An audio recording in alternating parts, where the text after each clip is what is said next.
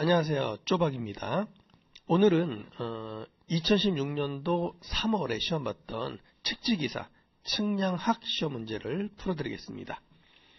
81번입니다. 기선 측정을 했습니다. 최하값을 구하세요. 이런 문제네요. 우리가 오차라고 하는 정의는 어떻게 내립니까? 오차는요, 뭐에서 뭐 빼준 겁니까? 참값에서 관측값을 빼주면 오차라고 하죠. 근데 측량은 뭐는 존재하지 않습니까? 참값은 존재하지 않는다며요. 그러니까 참값 대신에 무슨 값입니까? 평균값이라고 하는 최하값에서 관측값을 빼준 것을 뭐라고 부릅니까? 이것을 오차긴 오차인데 우리는 잔차라고 부르죠. 잔차라고 해서 V로 이렇게 표현을 해줍니다. 그럼 여기서 최하값을 구하는 방법은 어떻게 구합니까? 이건 굉장히 중요한 식이죠. 최하값을 구하는 식은 자 P1 플러스 P2 플러스 P3분의 P1L1 플러스 P2L2 플러스 P3 식은 굉장히 심플합니다. L3 자 이렇게 구한다 이런 이야기네요. 여기에서 L은 시험 문제 주어지는 관측값이니까 사실 얘는 고민할 필요가 없죠. 그렇죠? 시험 문제 주어지는 값이니까 얘는 고민할 필요가 없어요. 그러니까 문제는 뭐냐면 바로 P라고 하는 요 경중률 값이 굉장히 중요하죠. 경중률은 다른 말로 뭐라고 부릅니까? 가중치. 이걸 다른 말로 경과 중의 비율, 경중률이라고 이렇게 이야기하죠. 자, 그러면 여러분 생각해 보세요. 경중률은요, 딱 세 가지입니다. 외우려고 하지 마시고요. 이해를 하십시오. 거리에는 어떻게 됩니까? 횟수에는 어떻게 됩니까? 오차에는 어떻게 됩니까? 이 세 가지만 아시면 된다. 이런 이야기예요. 자, 거리가 길면 길수록 정밀도는 올라갑니까? 떨어집니까? 거리가 길면 길수록 정밀도는 떨어지지요. 거리가 길면 길수록 정밀도는 반비례하죠. 그러니까 거리는 반비례합니다. 거리는 반비례하고요. 많이 재면 많이 잴수록 정밀도는 올라가죠. 횟수에는 비례합니다. 횟수에는 비례하지요. 그럼 당연히 오차는요. 오차가 커지면 커질수록 정밀도는 떨어지지요. 반비례지요. 무지무지 떨어집니다. 제곱에 반비례합니다. 요 이야기예요. 그래서 제가 수업 때는 무조건 이건 외우라고 했습니다. 거반 너무너무 중요하니까 거반 생각하지 말고 횟비 거반 횟비 그냥 외워버리자라고 했잖아요. 거리는 반비례, 횟수는 비례. 자, 그렇다면 여기는 뭐가 있습니까? 경중률이 플러스 마이너스 부정오차죠. 오차들이 각각 주어졌네요. 그러니까 P1, P2, P3의 비를 몇 대 몇으로 하면 됩니까? 요거는 제곱의 반비례라 그랬죠. 제곱이니까 0.0 떼놓고 한번 해볼까요? 1.5 제곱분의 1 대 3.0 제곱분의 1 다음에 4.5 제곱분의 1 P1, P2, P3분의 1 이것이 바로 계산을 하시면 뭐가 됩니까? P1 그 다음에 P2 그 다음에 P3라고 하는 요 분모값이 나오더라 이런 이야기예요. 그 다음에 얘는 뭡니까? 요 주어진 거 L1이죠. 얘는 L2지요. 얘는요 L3지요. 이렇게만 계산하시면 되는 거 아닙니까? 자, 계산 누르시면 답은 몇 번이 나오냐면 2번이라고 하는 이런 답이 나올 거더라 이런 이야기예요. 근데 혹시나 여기서 계산을 어떻게 좀 편하게 합니까? 물론 우리는 계산기가 있으니까 그냥 이 값을 1 나누기 1.5의 제곱 1 나누기 3.0의 제곱 1 나누기 4.5의 제곱을 P1, P2, P3로 놓으셔도 아무 문제 없어요. 근데 보통 해설은 어떻게 합니까? 보통 어떤 걸로 1로 만들지요. 그래서 1대 몇 이렇게 해놓는데 그건 왜 그렇습니까? 여기다가 1.5의 제곱을 곱해주는 거죠. 그러니까 여기는 1이 되고 1 나누기 3.0의 제곱에다 1.5의 제곱 해주니까 뭐가 나오고 그래서 얘를 P1, P2, P3로 놨다 이런 얘기입니다. 그렇게 하셔도 되고 아니면 그냥 이 값을 P1, 그냥 이 값을 P2, 이 값을 P3 이거는 비율이기 때문에 아무 문제가 없습니다. 그렇게 계산하시면 됩니다. 다음 문제입니다. 82번 길이가 주어졌고요. 장력이 주어졌습니다. 단면적 주어졌고요. 탄성계수 주어졌고요. 표준장력을 보통 우리가 P0라고 이렇게 이야기하죠. 장력에 대한 보정량을 구하십시오. 이런 이야기네요. 자, 6가지 보정에 대한 문제죠. 6보정에 대한 문제네요. 6보정. 시험 문제 가장 잘 나오는 순서대로 한번 적어볼게요. 제일 먼저 표준척 보정, 표준 줄자와 비교한 거죠. 표준척 보정. 다음에 경사 보정,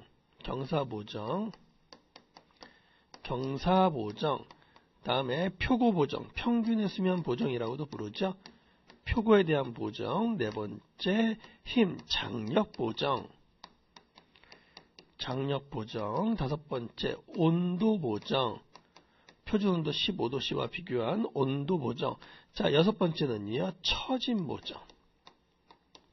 이렇게 6가지 보정이 주어졌죠. 항상 이 중에서 마이너스가 되는 보정은 뭡니까? 요 경사 보정 무조건 마이너스가 되지요. 표고 보정 무조건 마이너스가 되지요.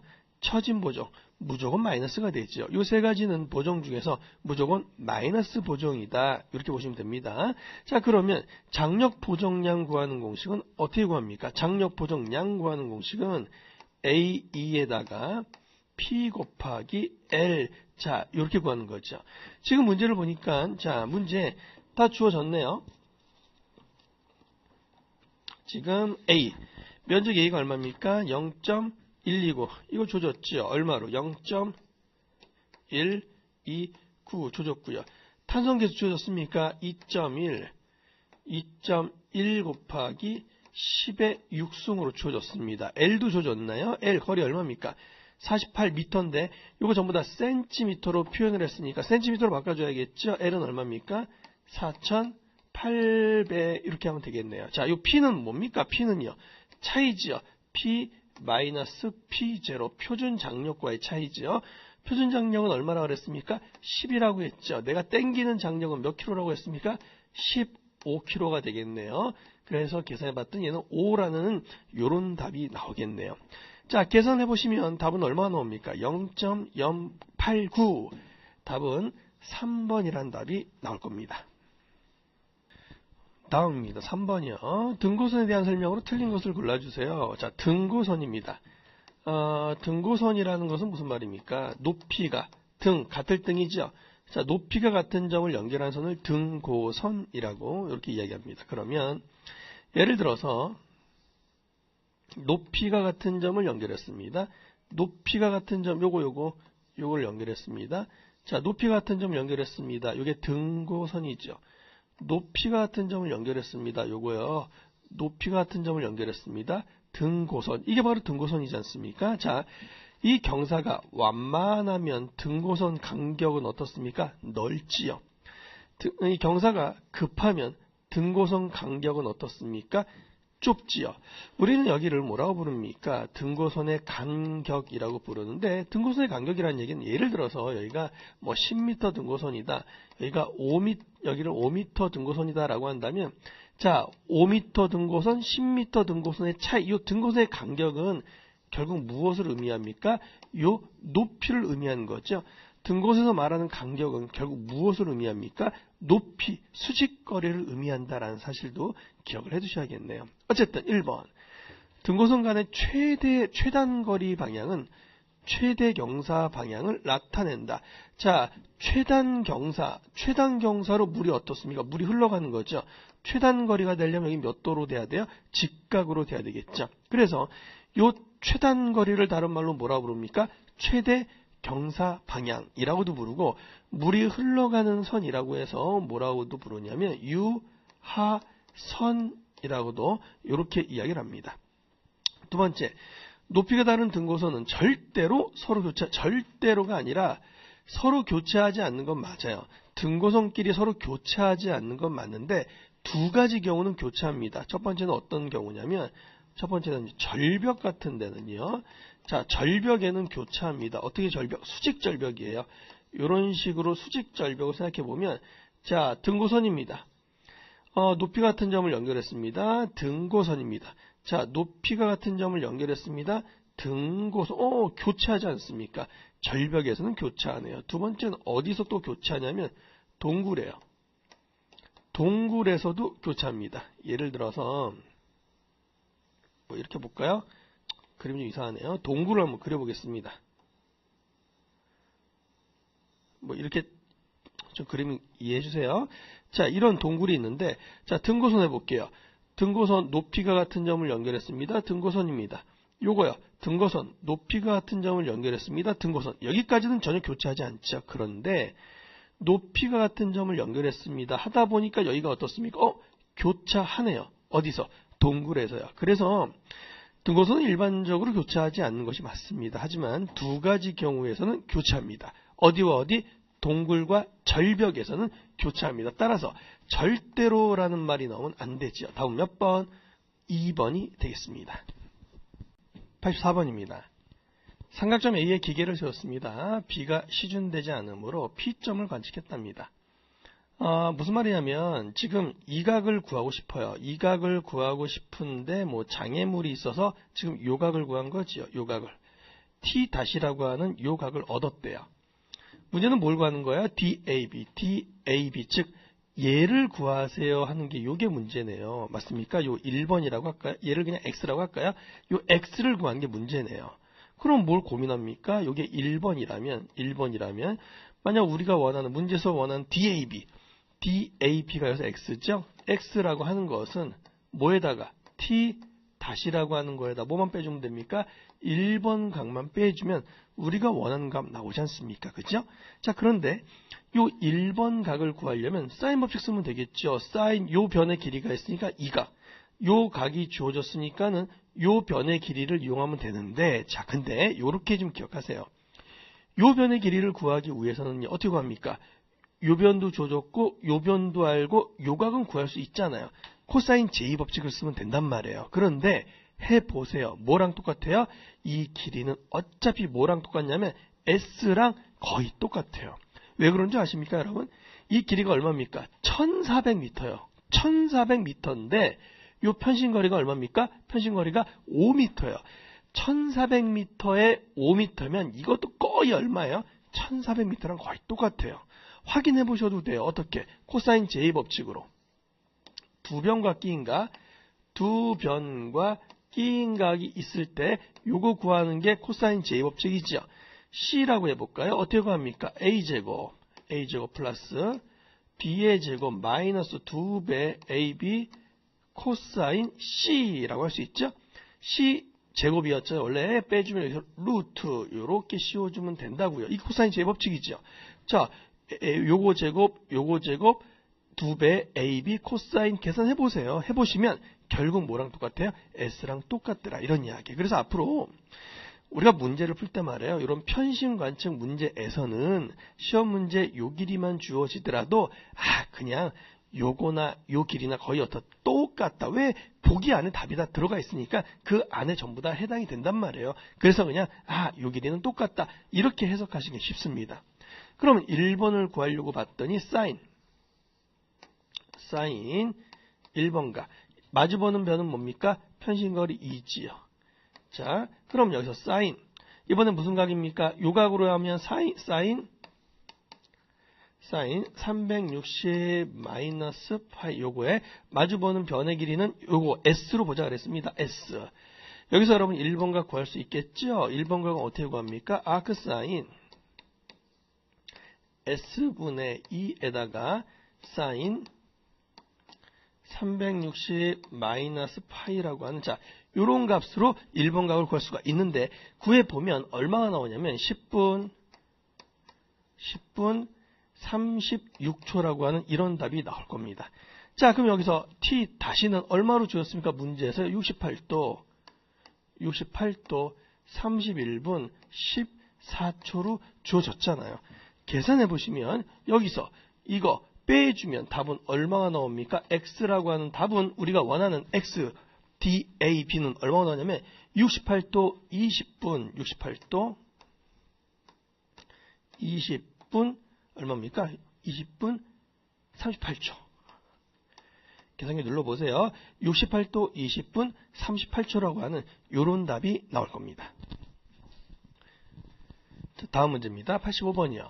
그림과 같이 사각길로부터 은행 건물의 위치를 정확히 알고자 합니다. 결론은 뭘 구하는 겁니까? CD 거리. 여기서부터 여기까지를 구한 게 이게 문제입니다.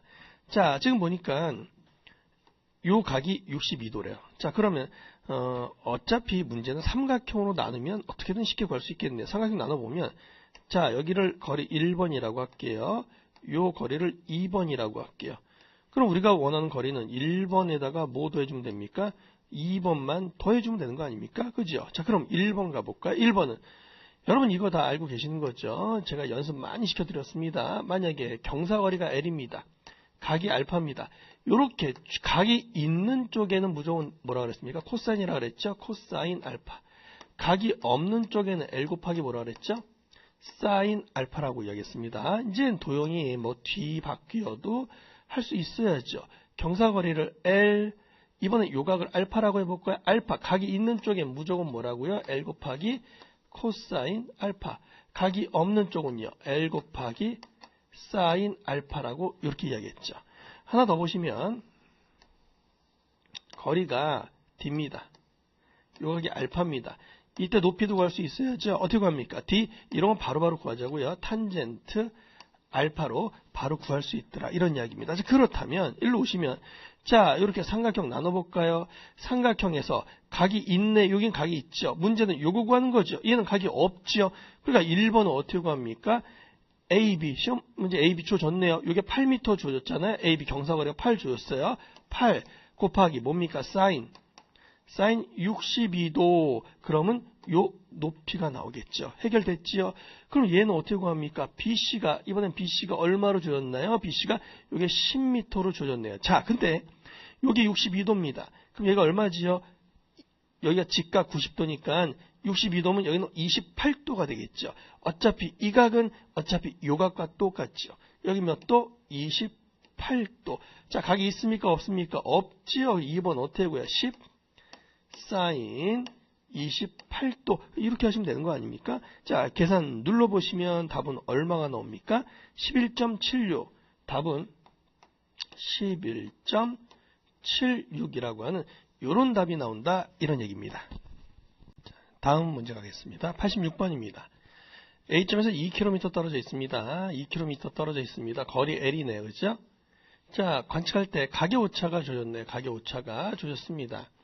B점에서 위치 오차를 구하세요. 델타 L을 구하세요. 라고 하는 그런 문제가 되겠습니다.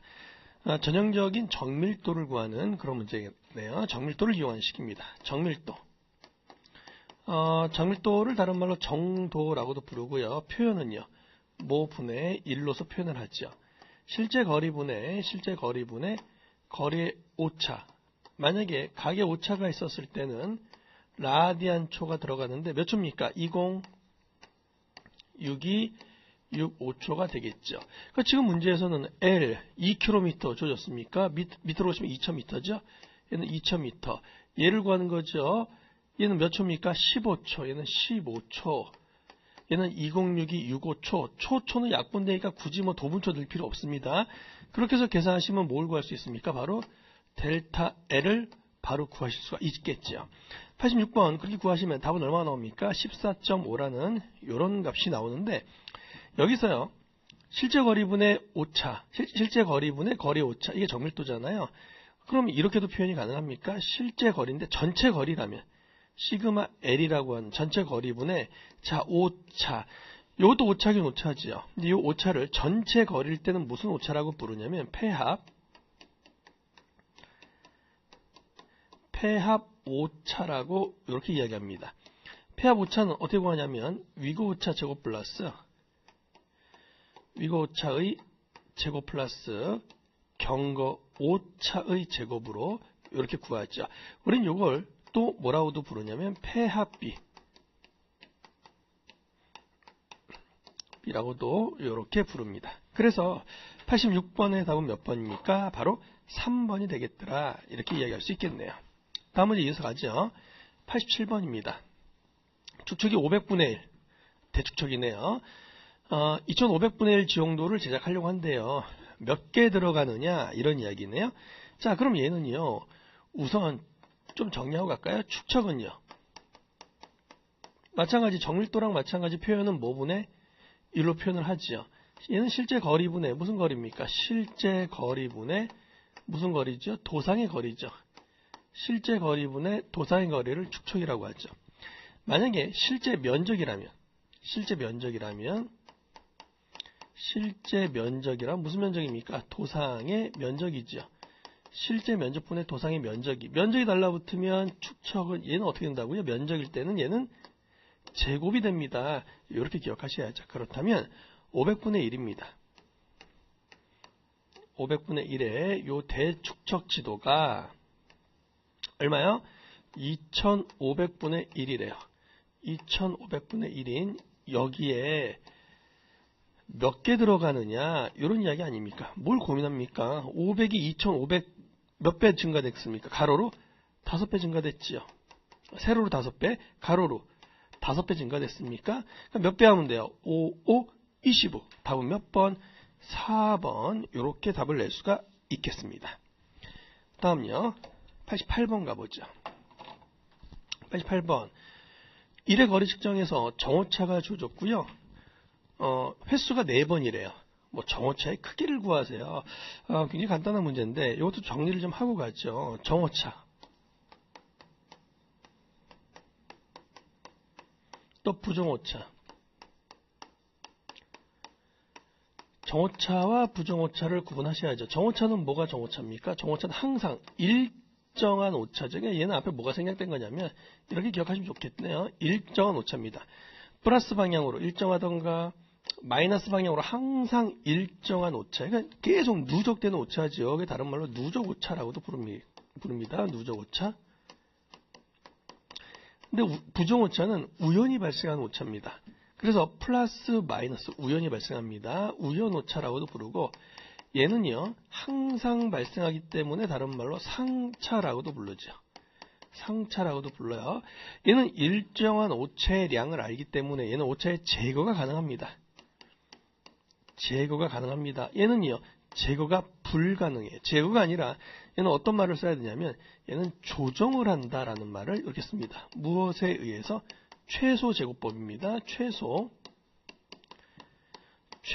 제곱법에 의해서 조정을 해줍니다라고 이렇게 이야기를 해주셔야 돼요. 그래서 이 정오차를 구하는 식은요 a 곱하기 얘는 n입니다.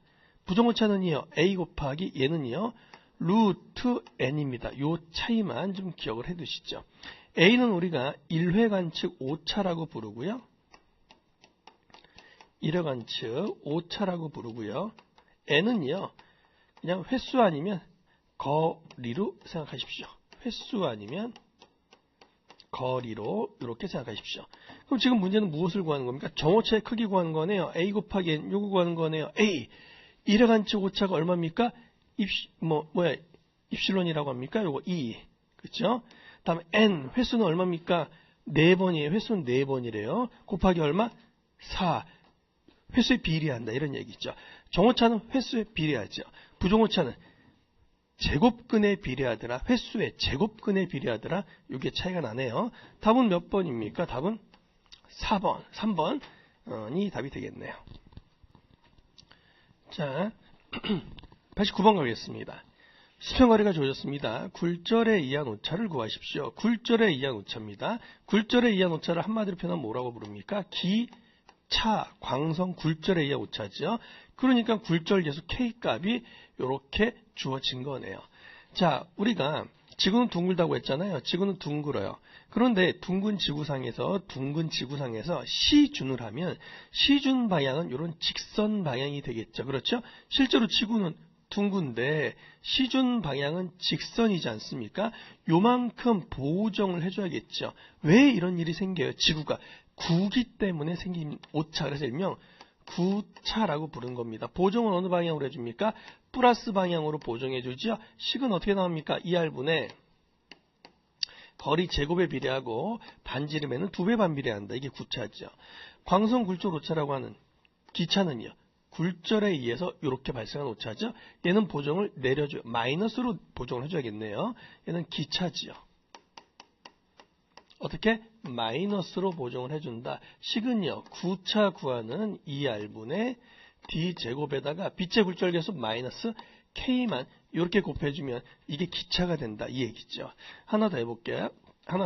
구차에다가 기차를 더한 걸 우린 뭐라고 부릅니까? 양차라고 부르죠. 구하는 식은요.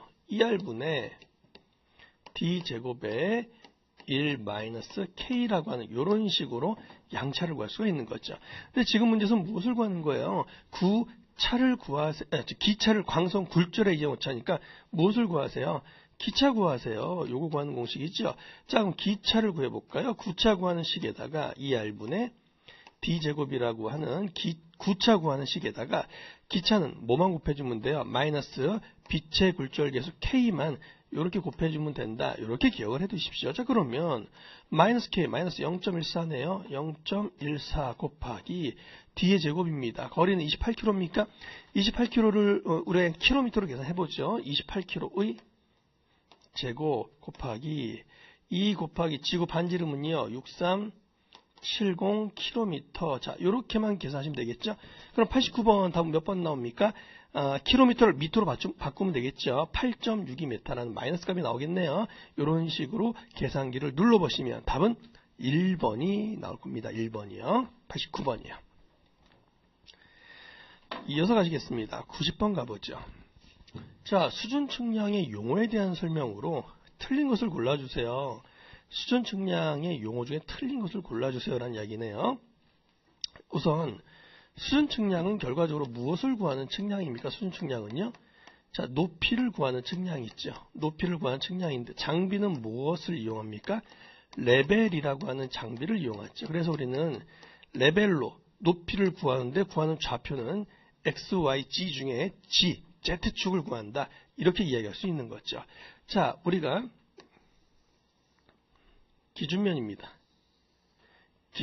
여기를 기준면 A점이라고 해보죠. A점, B점이라고 해보겠습니다. 이렇게 기준면으로부터의 높이를 우리는 지방고 혹은 표고라고 하는데 이렇게 알고 있어요. 요 점의 지방고, 요 점의 표고는 알고 있어요. 알고 있는 표고 위치에다가 스타프를 세워서 눈금을 읽는 점을 우리는 후시라고 부르죠. 다시요.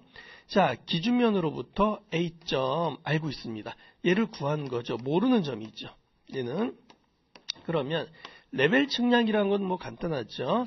자, 만원경 레벨을 세워놓고 얘 보고 얘 보면 끝난다 이런 이야기죠. 레벨 측량의 대원칙은 뭐냐면 시준축과 기포간축, 이 땅의 축은 평행이라는 가정의 문제를 풀어야 됩니다. 그렇다면 이걸 우리는 뭐라고 부르냐면 알고 있는 지방고 위에 세운 표축의 일근값, 얘를 우리는 후시, 백 사이트라고 합니다. 이거 영어대로 하면 안 돼요. 백으로 보는 사이트가 아닙니다. 후시가 뭐라고요? 알고 있는 지방고 위에 세운 표축의 일근값을 후시라고 합니다. 모르는 점, 구하려고 하는 점에 세운 표축의 일근값을 뭐라고 부릅니까? 얘를 전시, 포사이트라고 이렇게 이야기한다. 이런 이야기예요.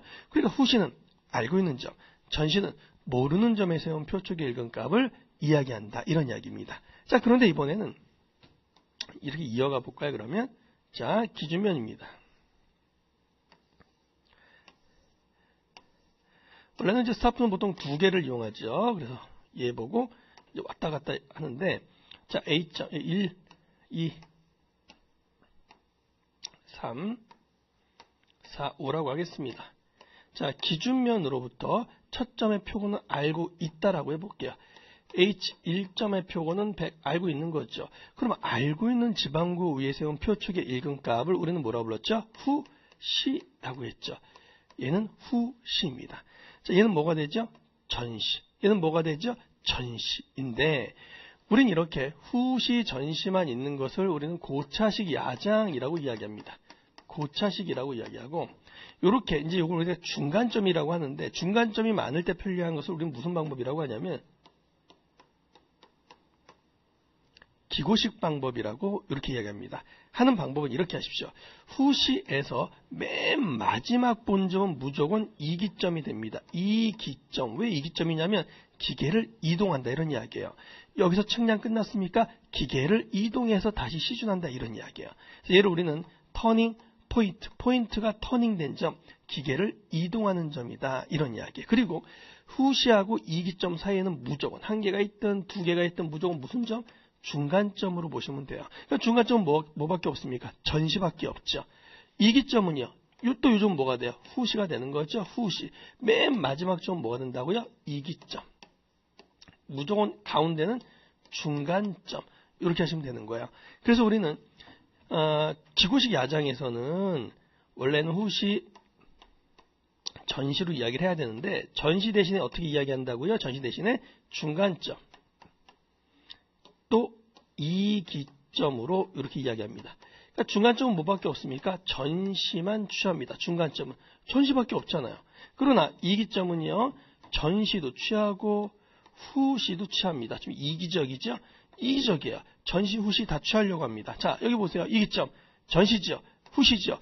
요 점을 우리는 이기점이라고 한다 이 얘기입니다. 자, 그렇다면 90번 가보죠. 답은 몇 번입니까? 전시, 구하려고 하는 점이 있죠. 후시, 기계 후방 아니죠. 알고 있는 점에 세운 표축 일근값, 기지점에 세운 표축 일근값. 틀린 것은 2번이 틀렸네요. 이기점, 이기적이죠. 전시, 후시 모두 취해요.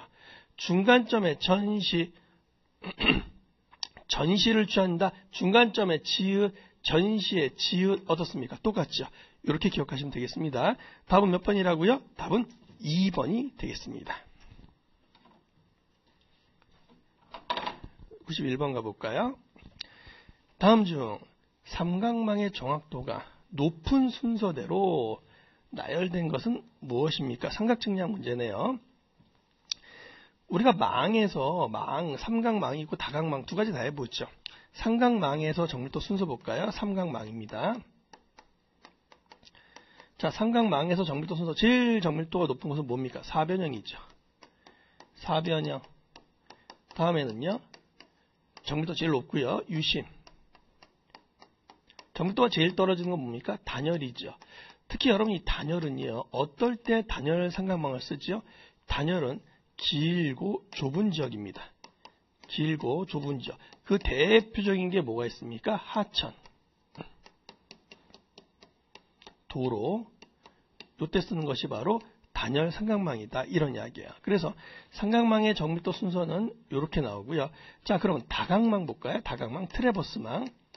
다각망에서 정밀도 순서는 어떻게 됩니까? 정밀도가 제일 높은 것은 결합 트래버스죠. 결합 트래버스. 다음에는요. 폐합 트래버스.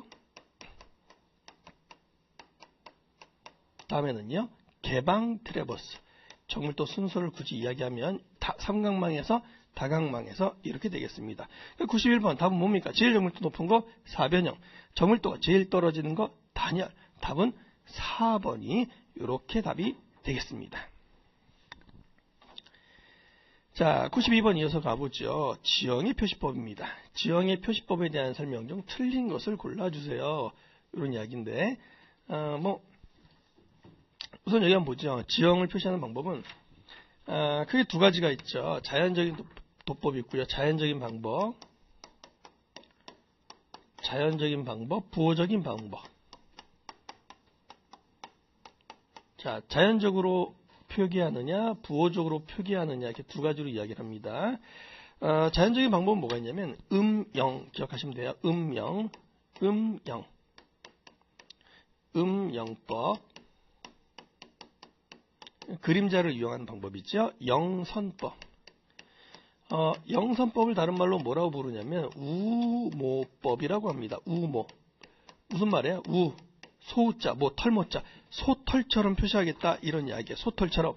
어떻게 소털처럼 표현합니까? 급경사와 완경사는 어떻게 표현할래요? 자, 급경사는요.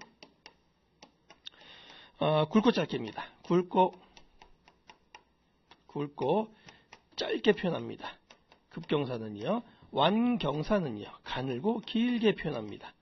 가늘고 길게 표현하는 방법. 이것이 바로 뭐라고요? 영선법, 우모법에 대한 얘기고요. 부호적인 도법은 점거법, 채색법,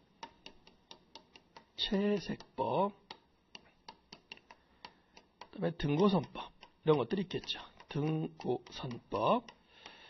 이 중에 토목 현장에서 가장 많이 쓰이는 방법은 무슨 방법입니까? 당연히 토목 현장에서는 등고선법을 가장 많이 쓰이겠죠. 자, 답을 보러 가겠습니다. 틀린 것을 골라주세요. 영선법은 짧고 거의 평행한 선을 이용하면서 자 경사가 급하면 가늘고 길게입니까? 이게 틀렸죠. 경사가 완만하면 굵고 짧게입니까? 이게 틀렸죠. 바뀐 거죠. 급경사는 굵고 짧게, 완경사는요 가늘고 길게 하더라. 이렇게 기억하시면 되겠습니다.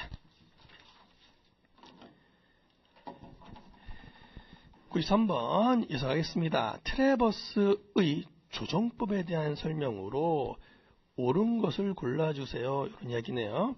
트래버스의 조정법입니다. 우선 트래버스의 조정에서는 크게 보면 두 가지로 이야기할 수 있죠. 어떻게 나눠집니까? 컴퍼스 법칙이 있고요. 자, 컴퍼스 법칙, 트랜십 법칙, 이렇게 두 가지로 이야기하죠.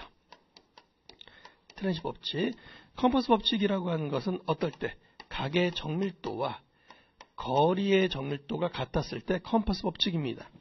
트랜십 법칙은요, 트랜싯은 무엇을 재는 기구입니까? 각을 재는 기구지요. 그러니까 외우기도 좋아요. 각의 정밀도가 거리의 정밀도보다 클 때, 이때 우리는 트랜십 법칙을 이용한다. 이런 이야기예요. 그럼 조정을 어떻게 하느냐? 대표적으로 위거 조정을 한번 해볼까요? 위거 조정은요.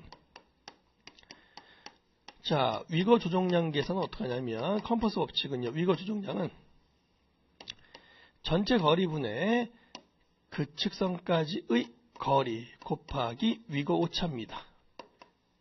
그게 무슨 말이냐면 거리에 비례해서 조정한다. 이게 컴퍼스 법칙이에요. 자, 트랜십 법칙으로 위거 조정량은요.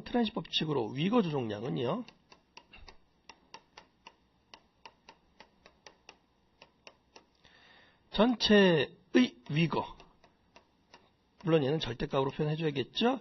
그 측선까지의 위거 곱하기 위거 오차입니다. 트랜십 법칙으로 위거 조정량은 전체 위거분의 그 측선 위거 오차입니다. 얘는 절대값으로 해줘야겠죠.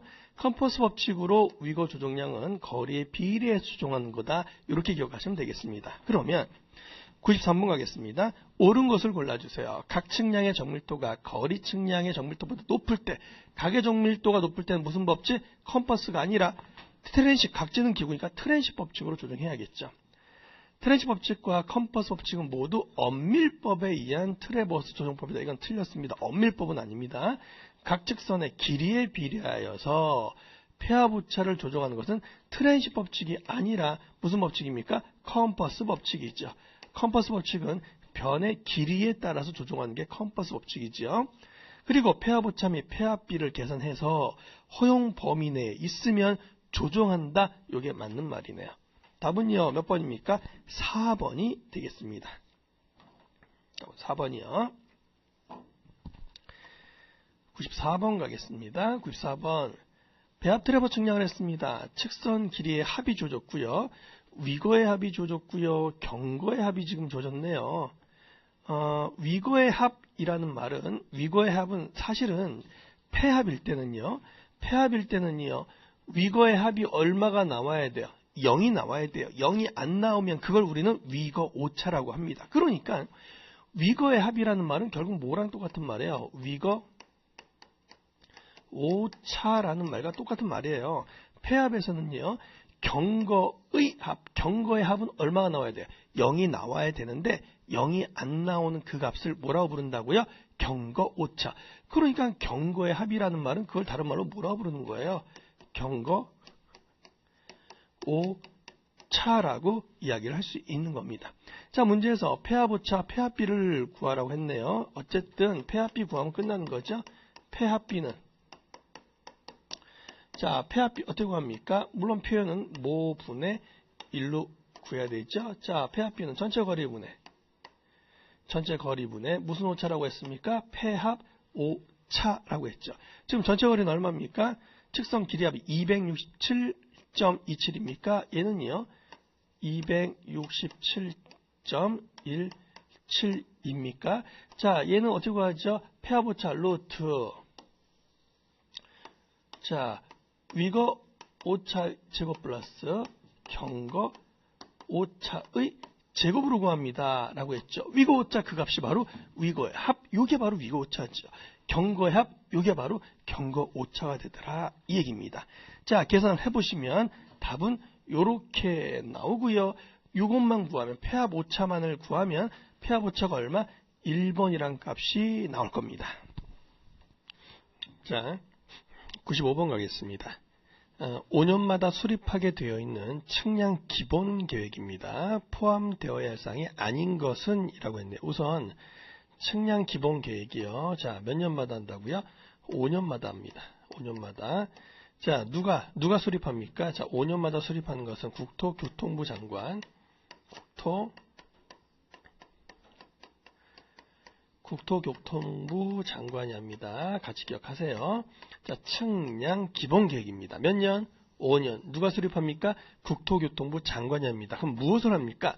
자, 측량에 관한 구상 및 추진 전략, 측량의 국내외 환경 분석 및 기술 연구, 측량 산업 및 기술 인력 및 육성 방안, 협회 운영을 국토교통부 장관이 협회 운영 관리합니까? 이건 아니죠. 그렇죠? 답은 몇 번? 답은 4번이 됩니다. 이런 얘기가 되겠습니다. 이런 문제 푸실 수 있어야 됩니다. 자, 다음 가보겠습니다. 96번 가보죠. 측량업의 종류에 해당되지 않는 것을 골라주세요 라고 되어 있습니다. 측량업이요. 자, 측량업은 크게 이렇게 구분되어 있죠. 자, 측량업을 구분해 보겠습니다. 측량업이요. 우리가 측량을 구분할 때 측지 측량, 일반 측량, 공공 측량 크게 이렇게 구분하잖아요. 똑같습니다. 측량업도 첫 번째 측지 측량업. 자, 측지 측량. 두 번째 다음에 일반 측량업. 측지 측량, 일반 측량. 세 번째 공공 측량. 자, 이렇게 묶으세요. 측량업, 측지 측량, 일반 측량, 공공 측량. 자, 그 다음에 네 번째, 새로 추가됐죠? 지적 측량, 지적 측량업, 지적 측량업. 자, 우선 크게 갑니다. 측량업 분류 크게, 측지 측량, 일반 측량, 공공 측량에다가 지적 측량. 다음에, 자, 이제 하늘 올라갑니다. 다섯 번째 갑니다. 다섯 번째, 항공 촬영업, 항공 촬영업. 자, 촬영을 한 다음에 어떡합니까? 그냥 촬영이라고 할게요. 항공 촬영. 다음에 촬영을 했으면 도화를 해야 되잖아요. 공간 영상 도화. 업은 다 뺐어요. 공간 영상 도화. 다음에 그걸 처리해야 되겠죠? 수치 처리업. 수치 처리업. 자, 이렇게 구분하고, 자, 그 다음에 여덟 번째입니다. 연안조사.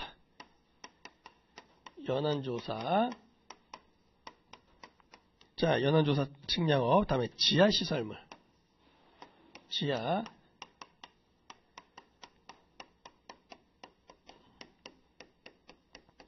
자, 지하시설물. 수치, 그 다음에 열 번째, 수치지도 제작업.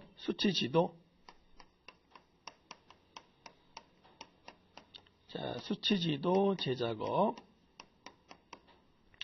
다음에 지도 제작업. 11번째, 지도 제작업. 자, 그냥 암기하시려고 하면 쉽지 않으니까 이제 구분하라고 그랬습니다. 측량업 종류, 처음에 측지 측량, 일반 측량, 공공 측량, 지적 측량 하나 묻고요. 이제 항공으로 갑니다. 항공사진 촬영을 했습니까? 공간 영상 도화를 해야 되죠. 다음에 그것을 처리해야 됩니다. 수치 처리업 이렇게 돼 있죠. 다음에 자, 연안조사 지하시설물 또 구분합니다. 연안조사업 지하시설물. 다음에 수치지도 제작업, 지도 제작업. 자, 이렇게 구분을 합니다. 자, 그러면 측량업의 종류에 해당되지 않는 것은 뭡니까? 측지 측량, 일반 측량, 공공 측량, 지적 측량 묻고 항공 촬영, 도화, 수치 처리. 다음에 연안조사, 지하 시설물, 수치 지도 제작업, 지도 제작업이 있죠. 그러니까 답은 뭡니까? 답은 4번. 이렇게 답을 내셔야 됩니다. 자, 다음에 97번 가겠습니다. 자, 벌칙입니다. 2년 이하 징역 2천만 원 이하의 벌금에 해당되지 않는 것을 골라주세요. 자, 벌칙에 관한 시험 문제는 잘 나오는데요. 정리를 좀 이렇게 하시죠.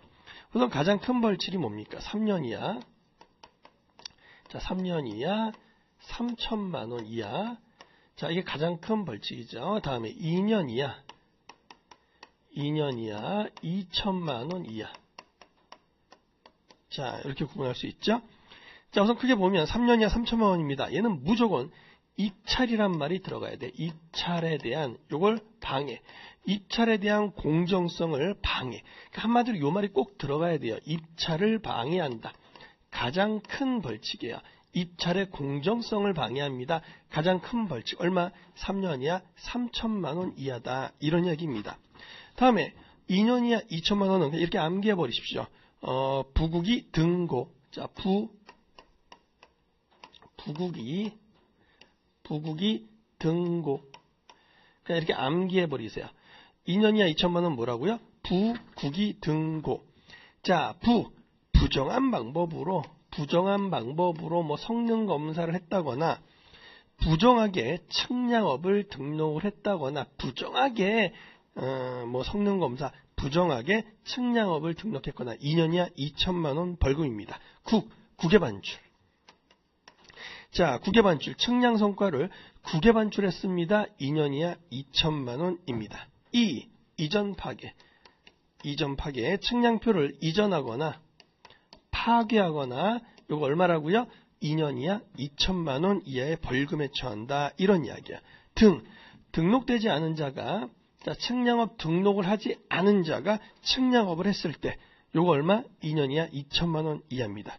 고의로 측량을 사실과 다르게 했을 때 얼마요? 2년 이하 2천만 원. 요것만 기억하자고요. 다시 가장 큰 벌칙 3년 이하 3천 이하 뭐예요? 입찰이란 말이 들어가야 돼요. 입찰을 거부하거나 입찰을 방해하거나 3년 이하 3천만 원입니다.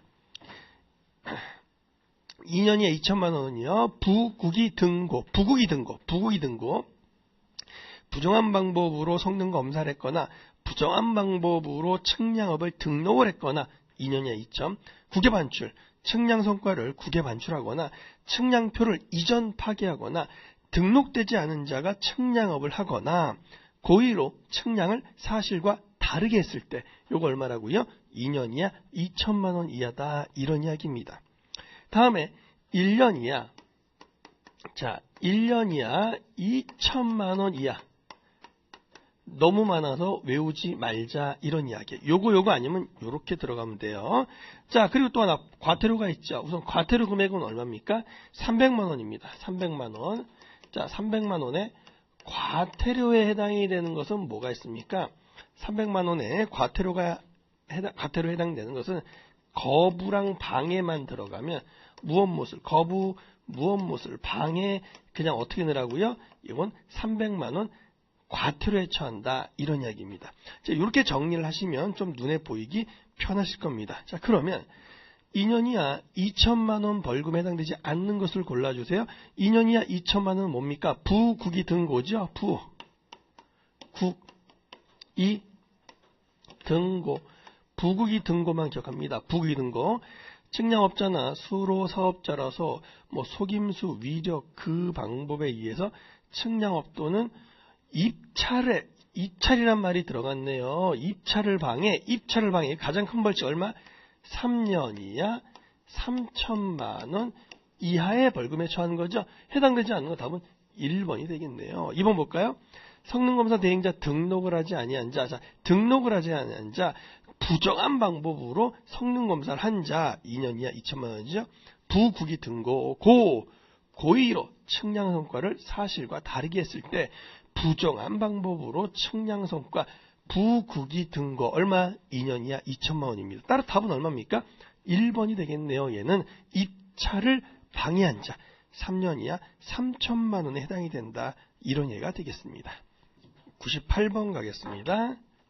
공공측량 실시에 관한 설명으로 옳지 않은 것은 공공측량. 측량 뭐가 있어요? 제일 먼저 기본측량. 자, 기본측량, 뭐 공공측량, 뭐 일반측량. 크게 뭐 이렇게 나올 수가 있죠. 자, 기본측량, 공공측량, 일반측량. 공공측량은 기본측량 성과나 공공측량, 다른 공공측량의 성과를 기초로 실시한다. 너무나 당연하죠. 공공측량은 요 기본측량의 성과를 이용한다. 이런 이야기입니다. 자, 공공측량 시행자는 공공측량을 하려면 미리 공공측량 작업계획서를 제출해야 한다. 맞습니다. 지방국토관리청장은 공공측량의 정확도를 높이거나 측량의 중복도를 피하기 위하여 필요하다고 인정하면 공공측량 시행자에게 장기계획서, 연간계획서의 제출을 요구할 수 있다. 우리 법규상에요. 이런 답은 없어요. 지방국토관리청장 아닙니다. 답이 누가 돼야 돼요? 공공측량 시행자에게 장기계획서를 요구해야 되고 연간계획서의 제출을 요구할 수 파워가 있어야죠. 누굽니까?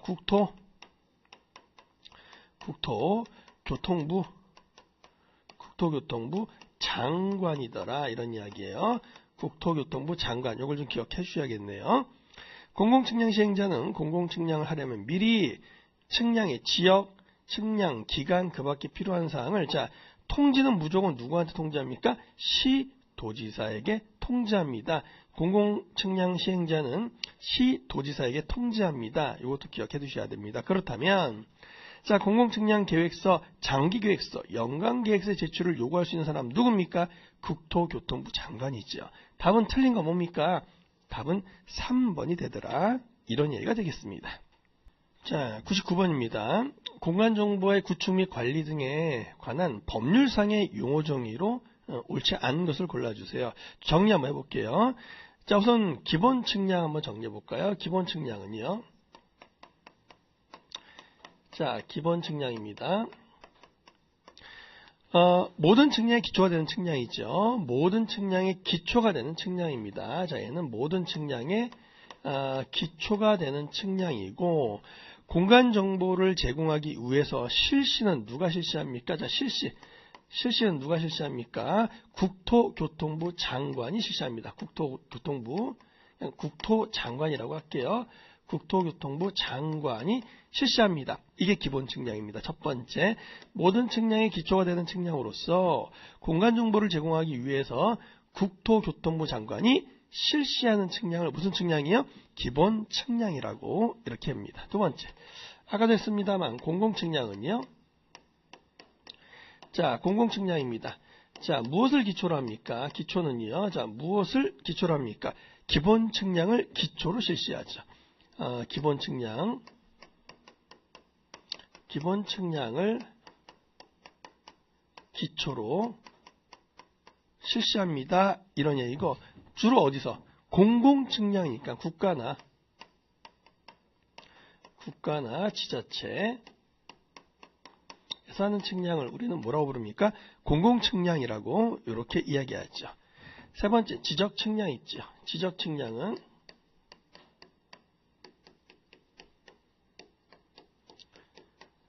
토지를 지적공부에 등록시키는 거죠. 토지를 지적공부에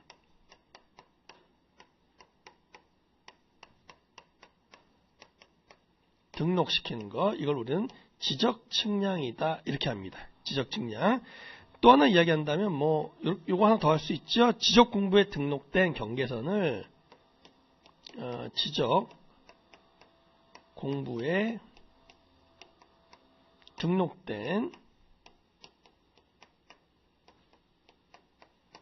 경계선을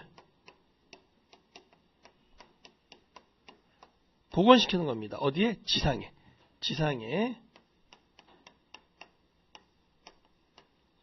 복원시키는 거. 이게 지적측량이죠. 토지를 지적공부에 등록시키거나 지적공부에 등록된 경계선을 지상에 복원시키는 거. 이걸 우리는 지적측량이라고 이렇게 이야기합니다. 네 번째, 수로측량은요.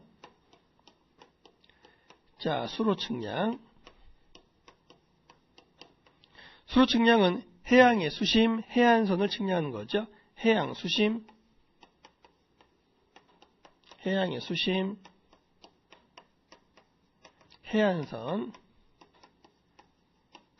해안선을 측량하는 거죠. 해양의 수심, 해안선을 측량한 것을 수로측량이다 이렇게 이야기하고, 마지막 다섯 번째 갑니다. 일반 측량은요.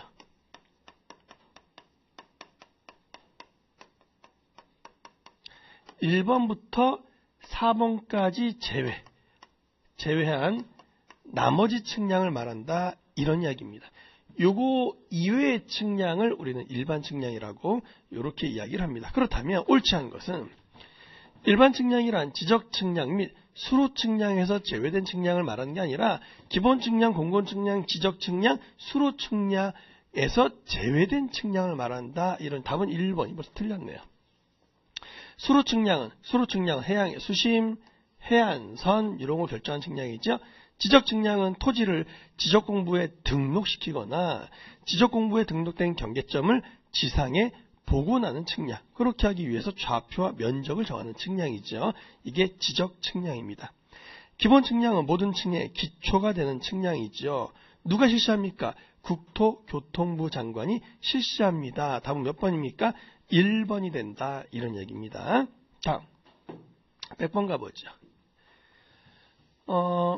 기본 측량 및 공공 측량의 고시 최종 성과를 얻은 날로부터 며칠 이내에 합니까? 이런 이야기인데, 자, 우리 법규상에서 말이에요. 저는 날짜가 많이 나오잖아요. 그냥 이렇게 하세요. 날짜를 다 외우기는 좀 힘들잖아요. 무조건 답은 그냥 며칠, 한 달로 찍으세요. 웬만한 건 전부 다 한 달로 찍으세요. 그 예외가 있습니다. 그 예외만 공부하면 됩니다. 요건 제가 다시 이야기를 해드릴 테니까는, 자, 법규상에서 그냥 날 나오면 무조건 며칠, 한 달, 30일 찍으면 80%는 맞아요. 나머지 20%만 따로 공부하자 이런 얘기입니다. 그렇게 쉽게 하십시오. 답은 2번으로 하고 가겠습니다.